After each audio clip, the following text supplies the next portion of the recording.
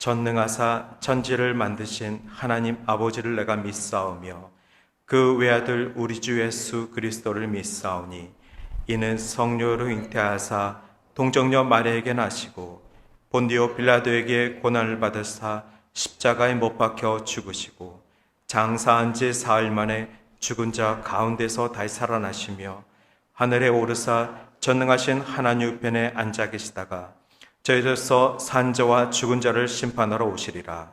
성령을 믿사오며 거룩한 공예와 성도가 서로 교통하는 것과 죄를 사하여 주시는 것과 몸이 다시 사는 것과 영원히 사는 것을 믿사옵나이다. 아멘.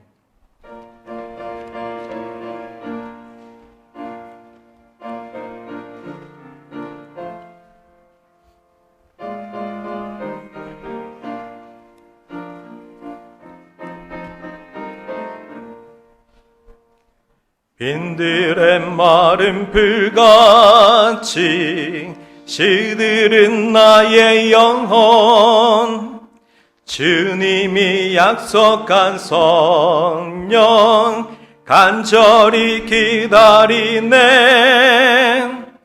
가물한 메마른 땅에 단비를 내리시듯 성령의 단비를 부어 새 생명 주옵소서. 반가운 빗소리 들려 산천이 춤을 추네 봄비로 내리는 성령 내게도 주옵소서. 가물한 메마른 땅에 단비를 내리시듯 성령의 단비를 부어 새 생명 주옵소서. 절 따라 우러를 내려 조목이 무성하니 갈급한 내 심령 위에 성령을 부소서. 가물한 메마른 땅에 단비를 내리시듯 성령의 단비를 부어 새 생명 주옵소서. 참되신 사랑의 언약 어길 수 있사오랴. 오늘의 흡족한 은혜 주실 줄 믿습니다. 가물한 메마른 땅에 단비를 내리시듯 성령의 단비를 부어 새 생명 주옵소서. 아멘. 우리 정은태 장로님 나와서 대표해서 기도해 주시겠습니다.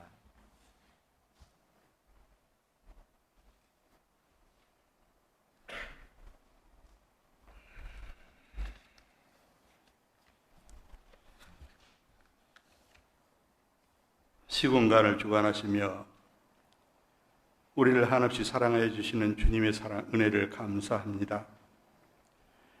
우리의 발길을 인도하시고 지켜주심으로 오늘도 주임 전에 불러주셔서 아버지를 찬양하며 예배드리게 하여 주신 은총을 감사드립니다.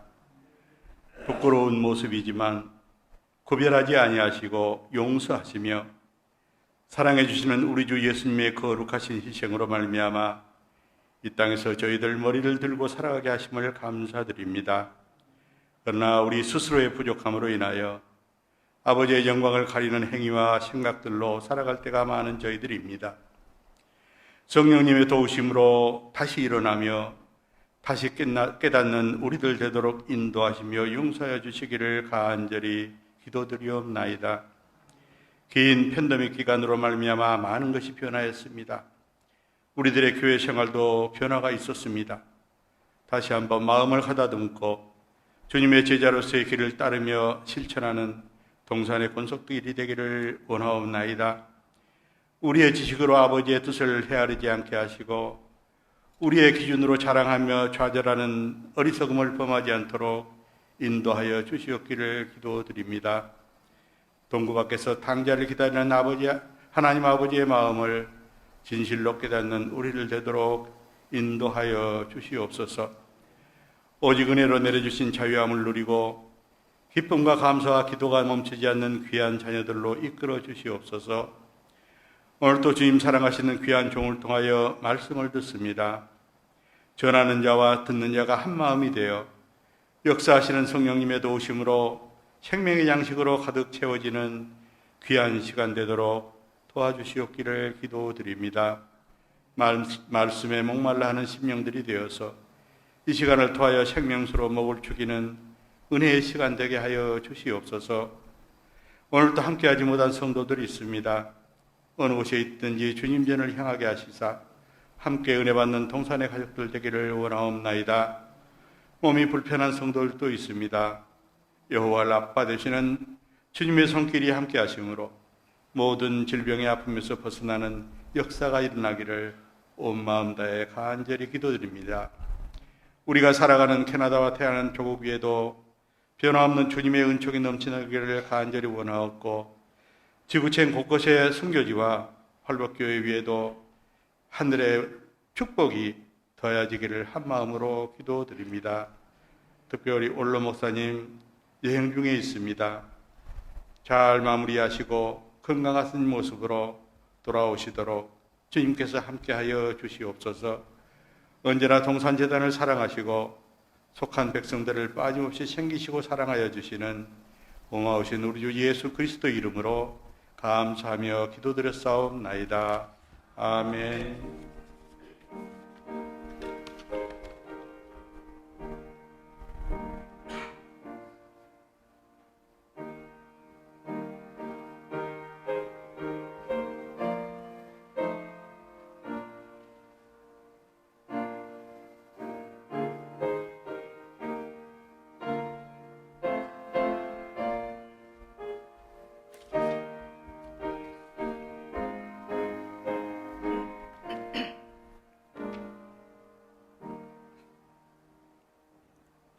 오늘 성경 말씀 누가복음 9장 10절에서 17절 봉독하겠습니다. 사도들이 돌아와 자기들이 행한 모든 것을 예수께 여쭈니 데리시고 따로 벳세다라는 고을로 떠나가셨으나 무리가 알고 따라왔거늘 예수께서 그들을 영접하사 하나님 나라의 일을 이야기하시며 병 고칠 자들을 고치시더라. 날이 저물어가매 12사도가 나와 여짜오되 무리를 보내어 두루 마을과 촌으로 가서 유하며 먹을 것을 얻게 하소서. 우리가 있는 여기는 빈들이니이다. 예수께서 이르시되 너희가 먹을 것을 주라 하시니 여짜오되 우리가 떡 5개와 물고기 2마리밖에 없으니 이 모든 사람을 위하여 먹을 것을 사지 아니하고는 할 수 없사옵니다 하니 이는 남자가 한 5,000명 되밀어라. 제자들에게 이르시되 때를 지어 한 50명씩 앉히라 하시니 제자들이 이렇게 하여 다 앉힌 후 예수께서 떡 5개와 물고기 2마리를 가지사 하늘을 우러서 축사하시고 떼어 제자들에게 주어 무리에게 나누어 주게 하시니 먹고 다 배불렀더라. 그 남은 조각을 12바구니에 거두니라. 하나님 말씀입니다.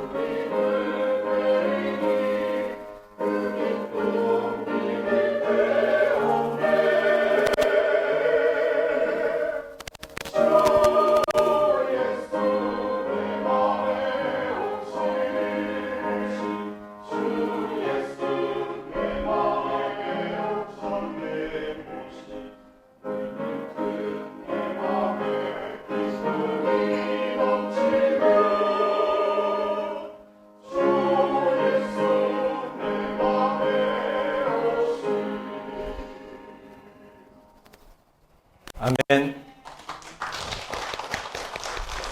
오늘도 우리 마음에 오셔서 우리의 주인 되신 예수님을 찬양합니다. 오늘 40 시리즈 5번째 말씀은 빈들에서 만난 예수입니다. 특별히 우리가 너무나도 잘 아는 기적 이야기 오병이어 사건을 통하여서 빈들에서 만난 예수님에 대한 말씀을 증거하도록 하겠습니다. 오병이어 사건은 굉장히 유명한 표적입니다. 그래서 그런지 4복음서가 동시에 기록하고 있는 대표적인 사건입니다. 특히 이 사건에는 오병이어가 어디에서 이루어졌으며 장소와 그리고 오병이어가 언제 이루어졌는지가 시간이 정확하게 기록되어 있습니다. 말씀에 보면은 갈릴리 서쪽에 디베라라는 작은 산 근처라고 나와 있습니다. 공간복음, 마태복음, 마가복음, 누가복음에서는 갈릴리 바다 근처라고만 나와 있고 요한복음에서는 그 바다 디베랴 바다 근처라고 정확하게 위치를 알려주고 있습니다. 시간은 언제이냐면은 지난주 말씀드렸을 때 예수님이 공생의 3년 기간 동안 첫째 해에는 제자를 몇 명 부르셨다고 말씀드렸죠? 5명. 예수님은 첫째 해에 12명 중에 5명의 제자를 부르셨습니다. 그리고 6월절이 지나 두 번째 해에 나머지 7명의 제자를 찾으셨습니다. 그리고 세 번째 6월절이 가까울 때쯤이라고 날짜가 나와 있습니다. 오늘 읽어주신 누가복음 말씀에는 그 날짜가 나와 있지 않지만 요한복음에서는 6월절 근처라고 나와 있습니다. 요한복음 6장 4절에 마침 유대인의 명절인 6월절이 가까운지라. 6월절은 보통 4월인데 지금 오병이어 사건이 일어난 시기는 4월쯤이라고 생각하시면 됩니다. 4월도 중요하지만 예수님께서 공생의 3년 중에 세 번째 6월절쯤이라고 생각하신다면 이제 예수님께서는 12제자를 다 찾으셨고 2년 동안 그리고 오병이어 사건을 보여주시면서 예수님이 십자가에 달려 죽으실 그 마지막 6월절이 이제 1년 남은 것입니다. 우리는 이미 예수님의 역사를 다 지켜본 사람들입니다. 그러니 우리가 이 말씀을 접할 때에 어떻게 예수님은 오병이어 사건을 행하셨을까?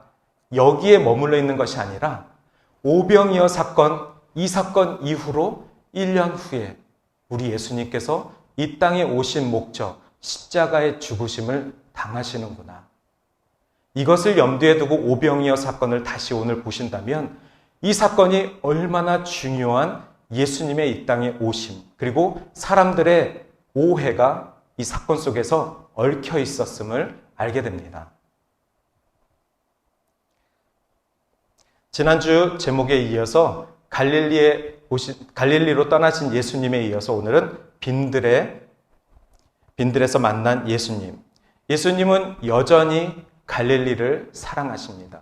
갈릴리 지역에서 만난 사람들을 예수님은 기다리십니다. 그곳에서 벳세다라는 특별한 마을에 가셔서 그곳에서 조용히 쉬고 싶어 하셨습니다. 예수님은 잠시 사람들의 그 무리를 떠나서 조용히 쉬고 싶은 그 순간에 예수님의 이적 소식을 듣고 사람들이 몰려오기 시작한 것입니다. 벳세다라는 지명의 이름은 어부의 집이라는 뜻입니다. 이 지명의 이름답게 예수님의 제자 어부 베드로와 안드레 형제를 이곳에서 부르셨고 베드로의 고향이 벳세다입니다. 또 오늘 설교에 계속해서 나올 빌립의 고향이기도 합니다. 그래서 벳세다라는 지역은 갈릴리 지역에서 가버나움 다음으로 예수님이 많이 언급하신 지역입니다. 그렇다면 이 벳세다라는 지역은 오병이어 사건뿐만이 아니라 예수님께는 굉장히 중요한 지명일 것입니다. 시간적으로도 중요한 시점은 바로 6월절입니다. 6월절이라는 것은 유대인의 거룩한 명절인데 이 명절에 예수님은 어린 양으로 오셨습니다.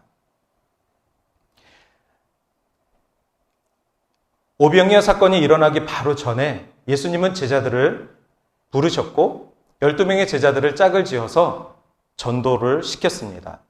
이미 제자들이 예수님의 가르친 대로 배우고 전도하는 일에 교육을 받고 있을 때 제자들이 미션을 마치고 돌아온 시점이었습니다. 그리고 예수님의 사촌형이었던 세례 요한이 헤롯의 잘못을 고발한 이후에 죽임을 당한 사건 직후입니다. 세례 요한은 예수님을 찾으며 그분이 우리가 기다렸던 오실 메시아였냐라고 제자들에게 확인을 시킵니다. 세례 요한은 끝까지 자신의 죽음보다 오실 메시아에 대해서 더 포커스했던 사람입니다. 지금 시점이 바로 세례 요한의 죽음 직후입니다. 이제 헤롯은 세례 요한을 죽였고 예수님을 죽이기 위해서 포커스를 하기 시작합니다. 오병이어 사건이 일어났던 이 시점이 제자들은 이미 예수님의 훈련을 잘 받고 있는 시점이고 그리고 상황적으로는 예수님을 노리는 헤롯의 작전이 시작되는 시점이라고 보면 되겠습니다. 더욱더 숨어서 조용히 제자 사역을 해야 되는 시점인데 예수님은 굉장히 많은 사람들 앞에서 엄청난 이적을 행하십니다. 결과적으로 그 이적 끝에 수많은 사람들이 예수님이 능력자라는 것을 암과 동시에 또한 예수님이 무서운 사람이구나 라는 것을 경계하는 시점이 됩니다. 예수님은 이 오병이어 사건을 통하여서 단순히 배고픔을 채우는 것뿐만이 아니라 내가 이 땅에 왜 왔는지를 깨닫게 하시고 그리고 예수님을 죽이고자 했던 사단의 그 악한 계획들이 시작되기 시작합니다. 오늘 누가복음에서 읽어주셨던 그 말씀처럼 오병이어 스토리는 예수님께서 조용한 곳을 찾아 벳세다 지역을 가셨을 때 수많은 사람들이 예수님 앞에 모였습니다. 그들은 단지 나의 필요를 채우기 위해서 오신 사람들입니다. 그들이 가난하고 부유한 차원이 아니라 그들은 무언가 필요가 있어서 예수님께 찾아왔습니다. 소문을 듣고요.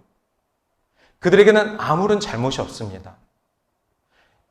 그런 사람들이 찾아왔을 때 예수님은 그들을 마다하지 않으시고 제자들과 함께 그들을 가르치기 시작하십니다. 그리고 저녁이 되었을 때 예수님의 마음 가운데 그들을 먹이고 싶어 하십니다. 그들을 먹이고 싶어 하실 때 예수님은 제자들에게 물어봅니다. 우리 안에 먹을 것이 있느냐? 가서 먹을 것 좀 구해오너라. 오병이어에서 가장 이해가 안 되는 시점이 바로 여기입니다.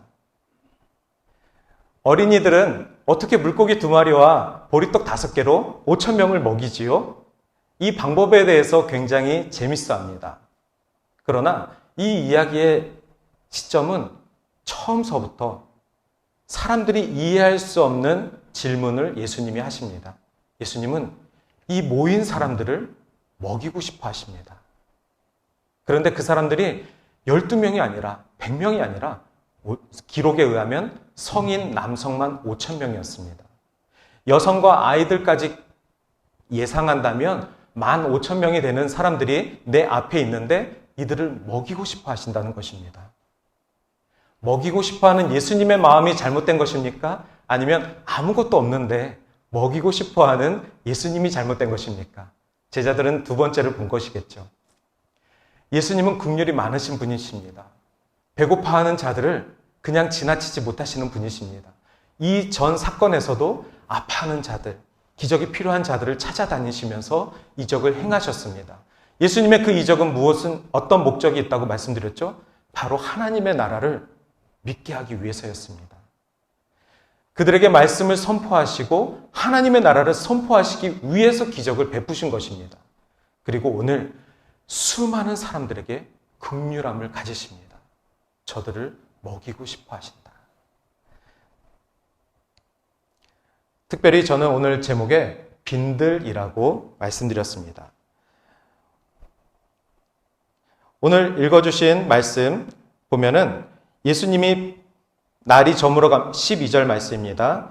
날이 저물어감에 12사도들이 나와 여짜오되 무리를 보내어 두루 마을과 촌으로 가서 유하며 먹을 것을 얻게 하소서. 우리가 있는 이곳은 빈들이니이다. 지금 예수님이 빈들이라고 했습니까? 아니면 제자들이 빈들이라고 했습니까? 제자들입니다. 제자들은 무한한 능력을 보여주신 예수님 앞에 눈에 보이는 것은 빈들을 보는 것입니다. 우리는 아무것도 없는 곳에 있지 않습니까? 우리는 지금 아무것도 없습니다. 이것이 아마 제자들의 모습이 예수를 따르는 우리의 보통 모습과도 같을 것 같습니다. 예수님이 우리를 구원하여 주셨고 하나님의 그 크신 능력을 보았음에도 불구하고 때때마다 우리는 주님 보십시오. 저에게 아무것도 없지 않습니까? 우리는 계속해서 우리의 삶 가운데 빈들을 찾습니다. 그러나 제자들이 아무리 이 모든 상황을 빈들이라고 표현해도 그 빈들에 예수님이 계시다면 우리는 전부를 가진 것입니다. 빈들에 있는 제자들은 예수님과 함께하고 있습니다. 빈들에 모인 5천 명의 사람들은 지금 메시아이신 예수님과 함께하고 계십니다. 예수님과 함께하는데 더 이상 그곳은 빈들이 아니라 어디죠? 우리가 소망하는 곳, 천국입니다. 우리는 이 사건을 시작서부터 우리의 언어를 바꿔야 합니다. 빈들이 아니라 천국에 계신 예수님. 예수님이 계신 그곳은 천국입니다.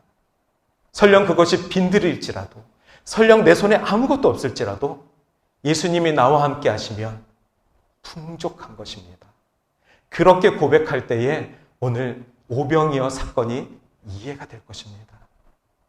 혹 오늘 이 자리 가운데 오병이어 사건이 아직까지도 이해되지 않으시는 분이 계십니까? 오늘 이 말씀을 통하여서 오병이어 사건이 단지 물고기 2마리와 보리떡 5개를 나눠준 것이 아니라 빈들에서 주님이 함께 하셨구나. 죄송합니다. 제가 물 좀 마시겠습니다.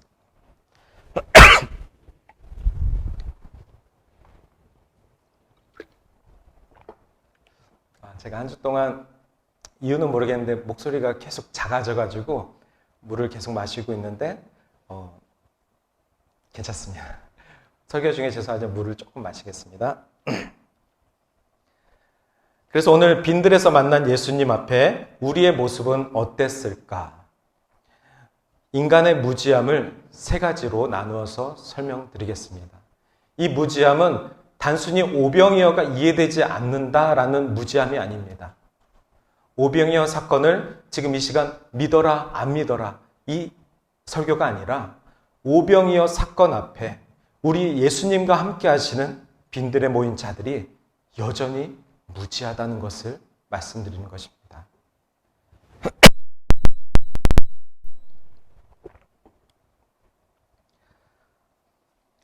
6월절은 어린 양 예수의 죽음입니다. 어린 양 죽음을 유대인들에게 매우 중요한 날이었습니다. 6월절을 통하여서 유대인들은 자신들의 모든 죄를 제물에게 뒤집어 씌워서 하나님께 용서를 구한 날입니다. 그리고 예수님은 우리들의 어린 양 되십니다. 그래서 예수님이 죽으셔야만 우리들의 모든 죄가 용서받는 것입니다. 그래서 성경에 6월절이 가까웠느니라 이 표현은 아무래도 6월절에 죽으실 우리 예수님의 사명이 가까웠느니라 라고 우리는 이해해야 될 것입니다.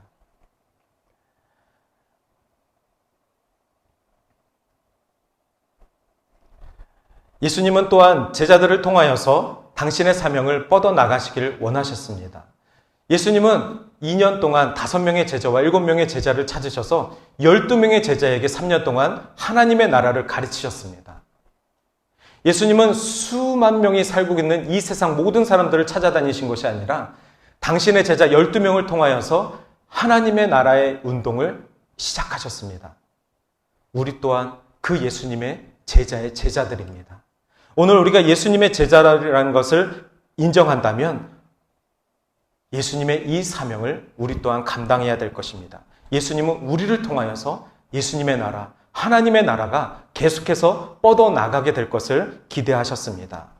그런데 첫 번째, 빌립은 이 오병이어 사건 앞에 예수님의 사역을 돈으로 환산합니다.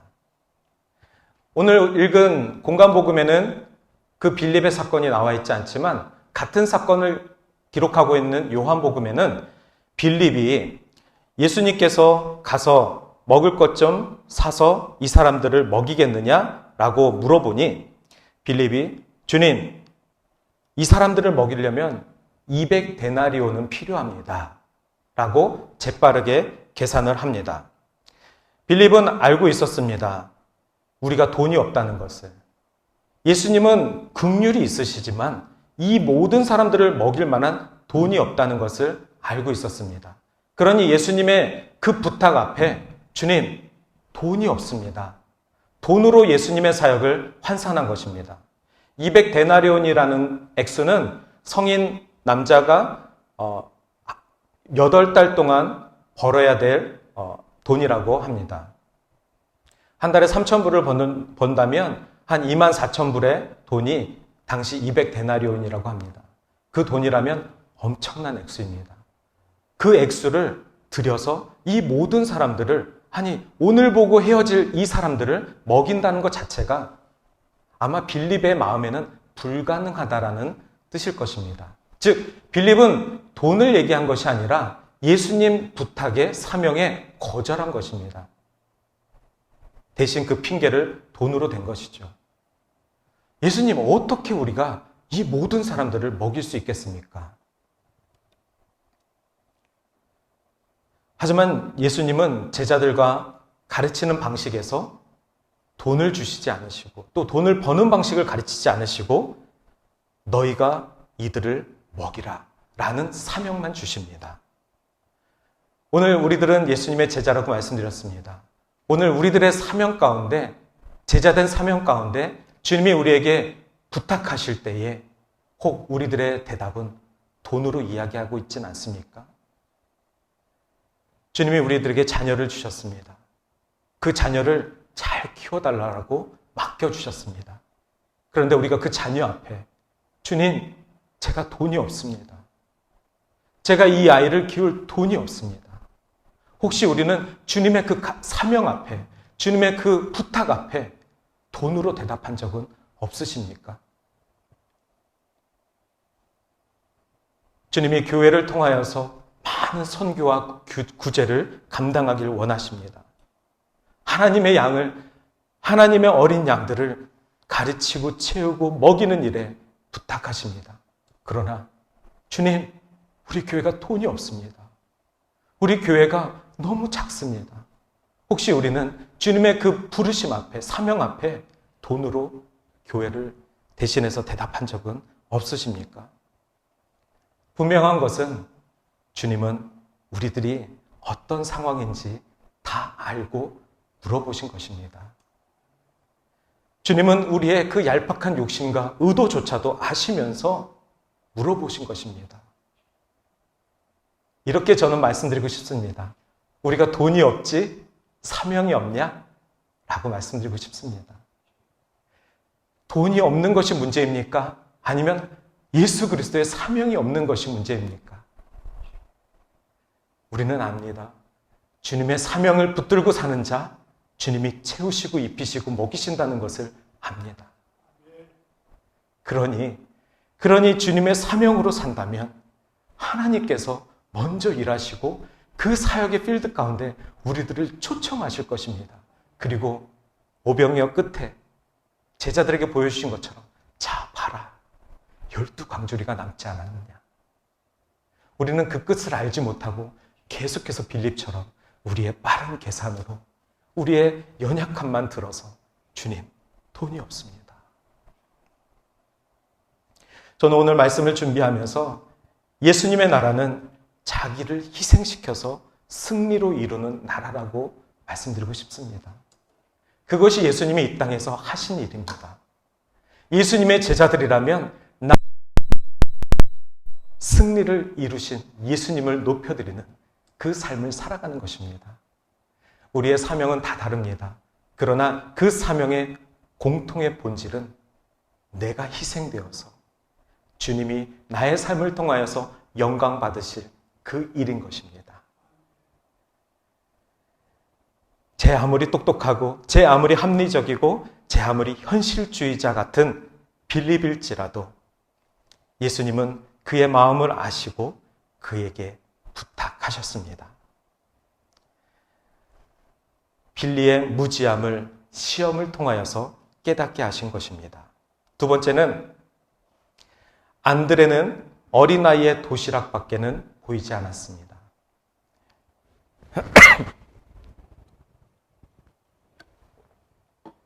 이것 또한 요한복음에 나와 있는 말씀인데요.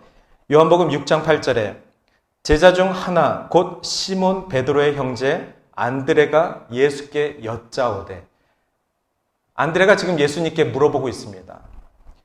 여기 한 아이가 있어 보리떡 5개와 물고기 2마리를 가지고 있나이다.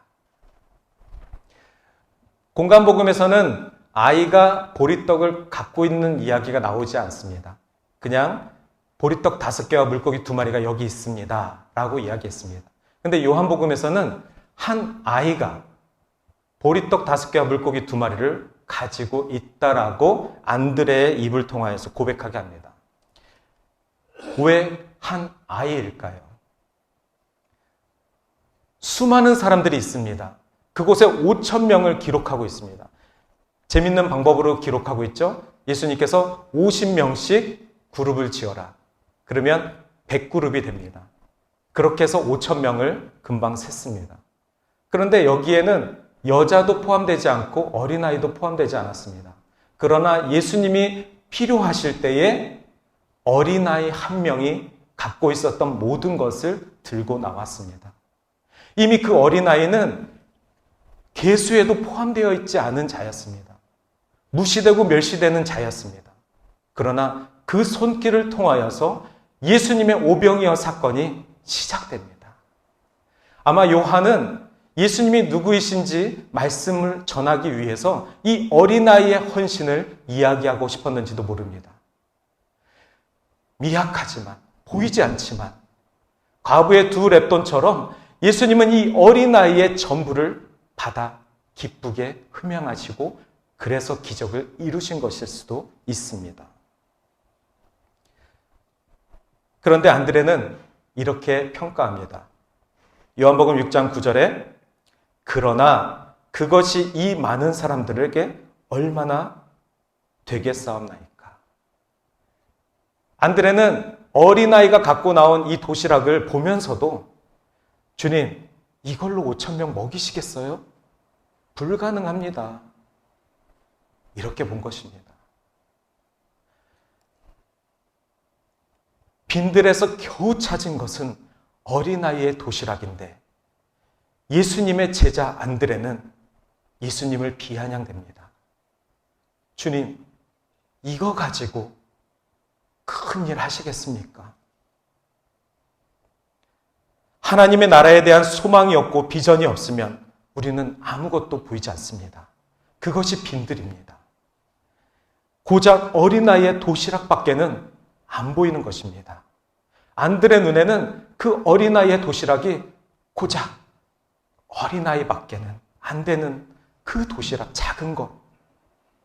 하지만 성경은 그 어린아이의 헌신을 통하여서 예수님의 거대한 사건을 시작할 수 있었음을 노래합니다. 저는 그래서 그 어린아이에게 너무 고맙습니다. 그리고 저도 그 어린아이처럼 주님, 저는 보잘것없지만 제가 오늘 하는 이 설교 한 편이 하나님이 사용하실 때에는 수많은 5,000명을 먹이시고도 남는 그러한 영향력 있는 헌신된 삶이 되길 원합니다. 여러분의 삶도 마찬가지입니다. 주님, 나의 하루는 보잘것없지만 내가 주님께 드리는 것은 비록 어린아이의 도시락밖에는 안 되겠지만 주님은 그것을 기뻐 받으시는 줄 믿습니다. 안드레가 아무리 나의 것을 평가절하 할지라도 우리 주님은 우리의 중심을 아시어서 거기서부터 일하십니다. 우리 주님의 기적은 인간의 합리적이고 현실적인 그 생각을 뛰어넘는 기적의 하나님이십니다. 상식적인 거 중요합니다.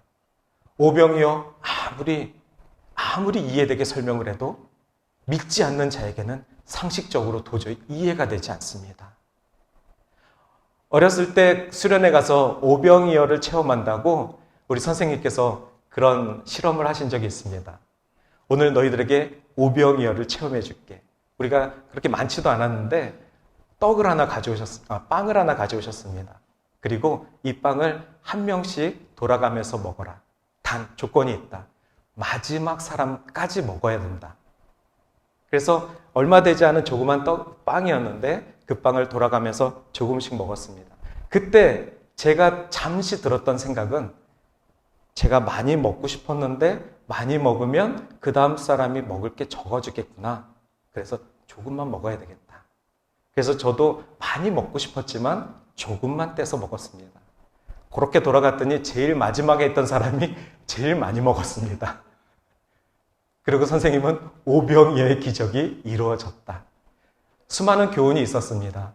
그때 저는 어린 나이였지만 그 당시 5,000명이 조금씩 먹었나 보다. 어떻게든 오병이어 사건을 이해하고 싶었습니다. 그러나 어린 마음에 도대체 물고기 2마리로 어떻게 5,000명을 먹지? 그러고도 12바구니가 남지? 이해가 되지 않았습니다. 그러나 그 수련회에서 그 선생님의 작은 실험을 통하여서 제 마음을 알았습니다. 옆에 있는 사람을 생각하고 저 마지막 먹을 사람을 생각한다면 나는 조금만 먹어야지. 그런데 그 미션을 컴플릿하고 나니까 배부른 게 아니라 행복했습니다. 우리 조원들이 다 조금씩 먹고 마지막 아이가 다 먹을 수 있으니까 저는 비록 배부른 건 아니지만 행복했습니다. 아마 이곳에 모여있는, 빈들에 모여있는 모든 사람들이 오늘 예수님을 만나 행복하지 않았을까? 그래서 그 행복이 12광주리가 남아서 그래서 전하고도 남지 않았을까? 오병이어 사건을 이해할 수 있는 방법은 여러 가지가 있습니다. 여러분에게 오병이어 사건은 어떻게 이해되십니까? 광야에서 아무것도 없는데 불평하는 것은 당연합니다. 그러나 광야에서 믿음으로 주를 바라보는 것은 주님이 칭찬하시는 믿음의 사역입니다. 이스라엘 백성은 40년 광야에서 그러한 일들을 한 번도 제대로 이루어낸 적이 없습니다.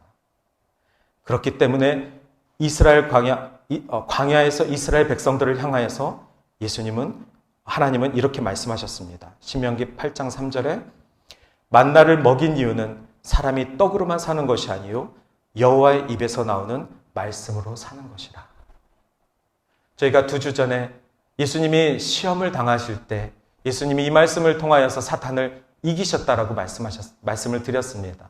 우리는 떡으로만 사는 것이 아니라 하나님의 말씀으로 사는 하나님의 백성된 사람들입니다. 비록 만나와 메추라기가 매일같이 내릴지라도, 비록 예수님께서 기적을 행하셔서 물고기 2마리와 보리떡 5개로 5,000명을 먹이시고 남기실지라도 우리는 그 현상에 대해서 우아하는 것이 아니라 주님이 기적을 행하셨다. 주님이 이 많은 자들을 긍휼함을 베푸셨다. 그렇게 여호와의 입에서 나오는 말씀으로 사는 자, 그것이 오병이어의 기적입니다. 세 번째로 사람들은 예수님을 임금 삼으려고 했습니다. 요한복음 6장 15절에 보면은 그러므로 예수께서 그들이 와서 자기를 억지로 붙들어 임금을 삼으려는 줄 아시고 다시 혼자 산으로 떠나가시니라. 공간복음에는 이 이야기가 나와 있지 않습니다. 오늘 말씀 읽어주신 데에는 12광주리가 남았더라 하고서 말씀이 끝납니다. 근데 요한복음에서는 이 후의 모습을 잠시 더 기록하고 있습니다. 즉 5,000명을 먹이시는 그 예수님을 보고 사람들이 우와 하면서 억지로 붙잡아 예수를 임금 삼으려 하나이다. 그런데 예수님은 그들의 환호성에 넘어가지 않으시고 다시 혼자 산으로 떠나가시니라. 왜죠? 아직 때가 되지 않았기 때문입니다. 예수님은 1년 후에 다음 유월절 때 예루살렘에 입성하십니다. 그때 왕으로 입성하십니다. 예수님은 십자가에 달려 죽기 일주일 전에 왕으로 호산나 찬송을 부르며 입성하십니다. 지금은 1년 전 유월절 근처입니다. 아직 하나님의 때가 되지 않았는데 사람들은 억지로 예수를 임금 삼으려고 합니다. 그러나 예수는 하나님의 때를 순종하는 자입니다. 하나님의 때에 순종하여서 아직 하나님의 때가 아니기에 조용히 산으로 떠나가셨습니다. 예수님은 하늘에서 오셨습니다. 예수님은 하나님의 외아들로 이 땅에 오신 하나님이십니다. 예수님은 영혼의 참 떡이십니다. 그래서 우리가 예수님의 말씀을 듣고 예수님을 우리의 떡으로 먹어야 우리가 영혼의 떡을 먹는 것입니다. 대부분의 사람들은 기적을 원합니다. 기적이 없으면 하나님의 나라를 도무지 믿지 못합니다. 그러나 예수님께서는 기적이 아니라 기적을 통하여서 하나님의 나라를 믿기를 원하십니다. 오늘날 기적은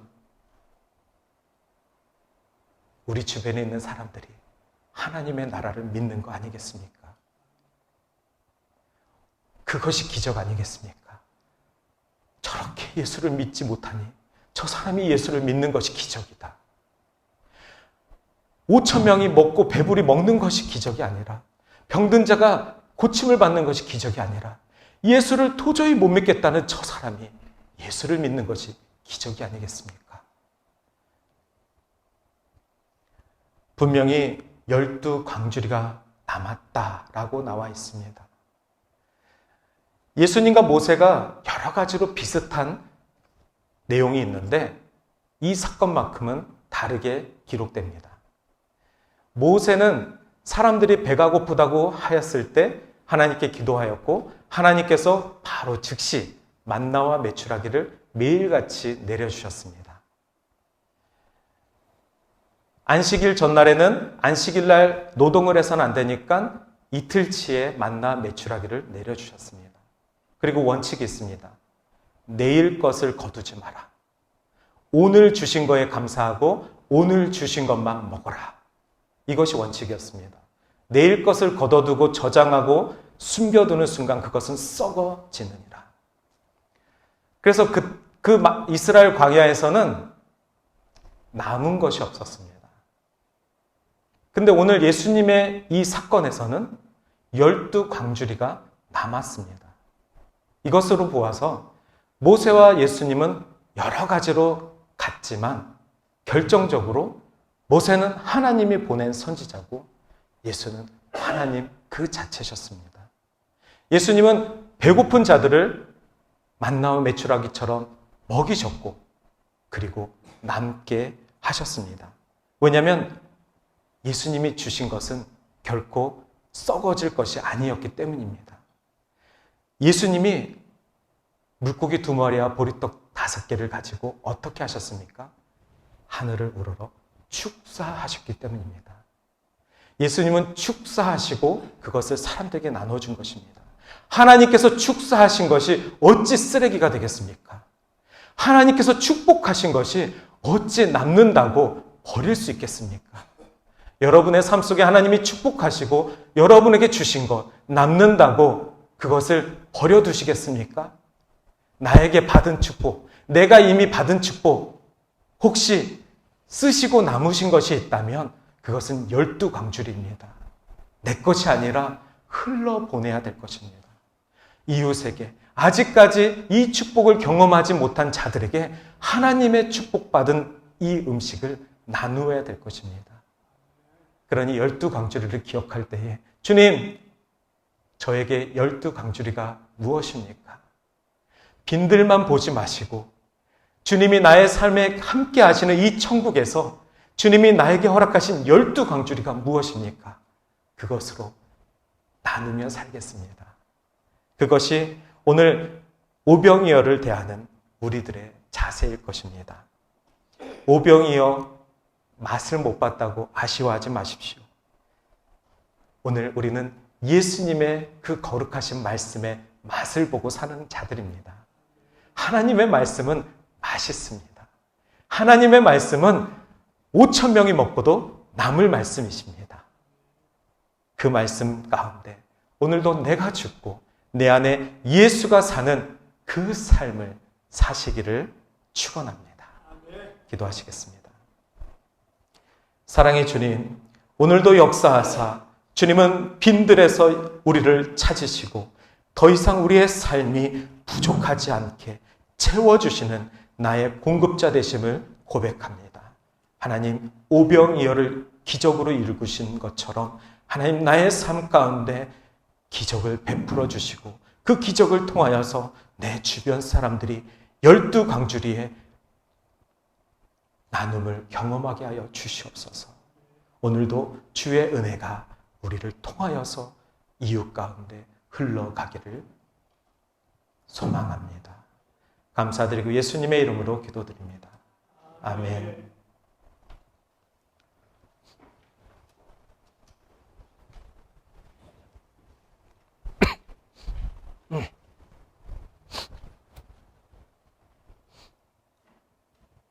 기도하시겠습니다.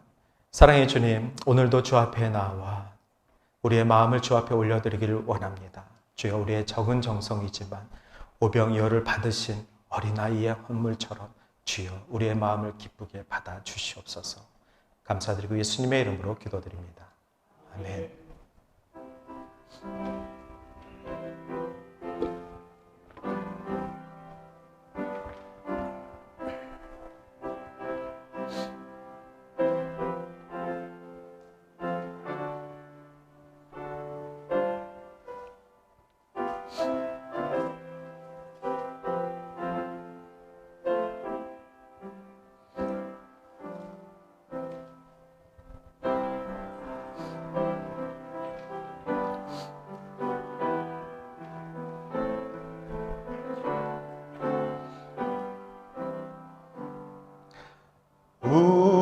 우리에게 향하신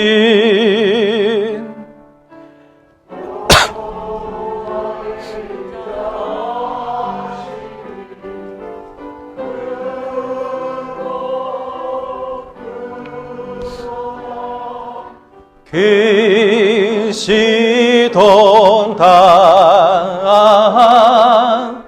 그 도당 그 시도당.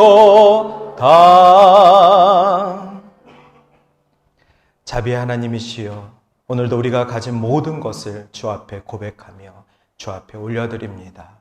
주여, 우리가 주께서 허락하신 것 나의 것이 아님을 고백합니다. 주님이 주신 것 주님 잘 사용하고 주님 앞에 다시 올려드립니다. 나의 삶을 받으시는 우리 하나님께서 우리의 중심을 아시는 줄 믿습니다. 이 시간 주일헌금과 10의 1조와 감사헌금과 선교헌금 모든 제목의 헌금을 주님 받아주시고 하나님 주의 나라와 복음 확장을 위하여 쓰임받는 저희가 되게 하여 주시옵소서. 더욱더 주님께 칭찬받는 우리 동산교회가 되기를 소망합니다. 감사드리고 예수님의 이름으로 기도드립니다. 아멘.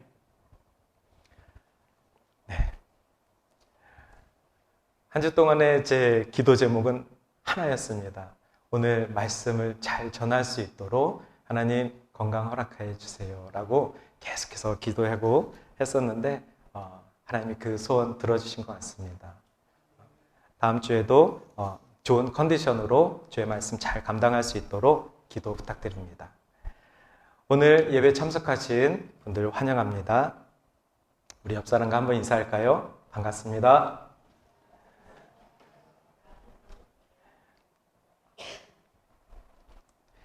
네, 오늘은 40 시리즈 5번째 말씀이었습니다. 다음 주 6번째 말씀을 위해서도 함께 기도해 주시고 말씀, 복음서 함께 읽으면서 말씀을 기대해 주시길 바랍니다. 성경학교 둘째 날입니다. 오늘 말씀은 예수님이 우리를 구원하셨어요 라는 제목으로 아이들이 재미있게 성경학교를 보내고 있습니다. 우리 성경학교를 위해서 지난주에 우리 유혁기 권사님께서 간식을 후원해 주셨고, 또 오늘 우리 백경희 권사님과 김지론 장로님 오늘과 다음 주 아이들 간식을 후원해 주셔서 감사합니다. 우리 원로 목사님 일정이 변경되어서 안내해 드립니다. 돌아오시는 날짜가 10월 3일 월요일로 변경되셨습니다. 조금 더 한국 일정이 길어지셨는데 우리 원로 목사님과 사모님을 위해서 계속해서 기도해 주시길 바랍니다. 교단에서 시차례가 있습니다. 8월 23일 화요일인데 저희 교회에서는 제가 담임 목사로서 우리 교단에 가입을 해야 되는 안건이 신청됩니다. 그로 인해서 오늘 여러분들이 저를 위해서 이렇게 서명해 주신 것이 있는데, 아직까지 서명하지 못하신 분이 계시다면 저 뒤에 나가셔서 꼭 서명해 주셔야 제가 가입이 될 수 있습니다. 도와주세요. 주중에 우리 김동옥 권사님을 배웠습니다. 우리 권사님께서 소원이 하나 있다고 하십니다. 딱 2번만, 한 달에 딱 2번만 이곳에 와서 예배하는 것입니다. 우리 권사님께서 계속해서 그 소원을 하나님께서 꼭 들어주시기를 소망하고 계십니다. 계속해서 우리 김계란 권사님, 우리 윤정순 권사님, 정경순 권사님, 김성권 성도님, 서삼준 지사님을 위해서 기도해 주시고, 특별히 우리 김목자 권사님께서 화요일 날 다치셔가지고 수술을 받으셔서 지금 현재 입원 중이시라고 합니다. 우리 김목자 권사님을 위해서 많이 기도해 주시길 바랍니다.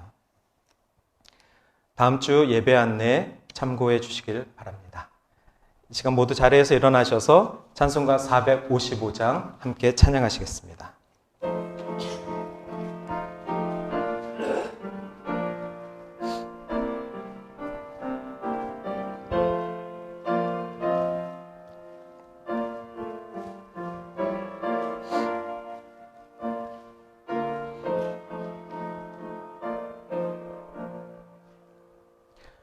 주님의 마음을 본받는 자, 그 마음에 평강이 찾아오면 험악한 세상을 이길 힘은 하늘로부터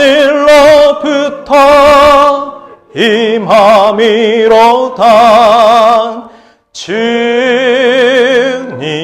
마음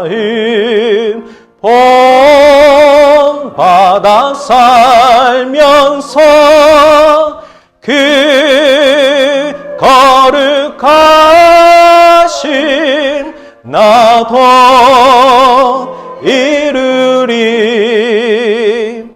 주 모습 내 눈에 안 보이며 그 음성 내 귀에 안 들려도 내 영혼 날마다 주를 만나 신령한 말씀 늘 배우도다.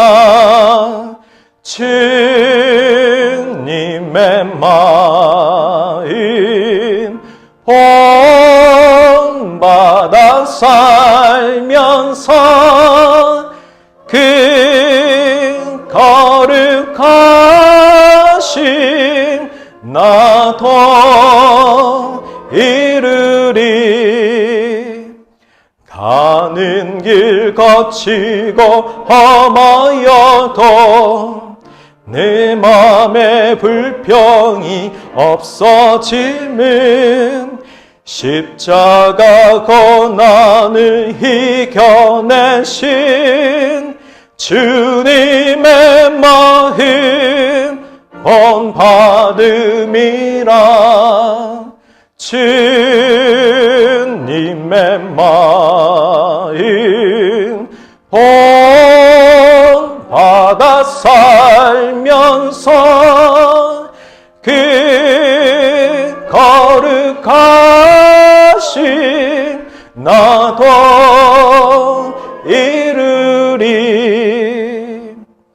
주 예수 세상에 다시 오실 그날의 무성도 변하여 주님의 빛나는 그 영상을 다 함께 보며 주 찬양하리. 주님의 마음 본받아 살면서 그 거룩하심 나도 이루리. 이제는 우리를 구원하여 주신 우리 예수님의 은혜와 은총이, 우리 하나님의 크고 놀라우신 사랑하심이, 성령 하나님의 감화 교통 역사 충만하심이 오늘 말씀을 듣고 돌아가는 모든 성도들 머리머리 위에 이제로부터 영원까지 함께하옵시기를 간절히 축원하옵나이다. 아멘.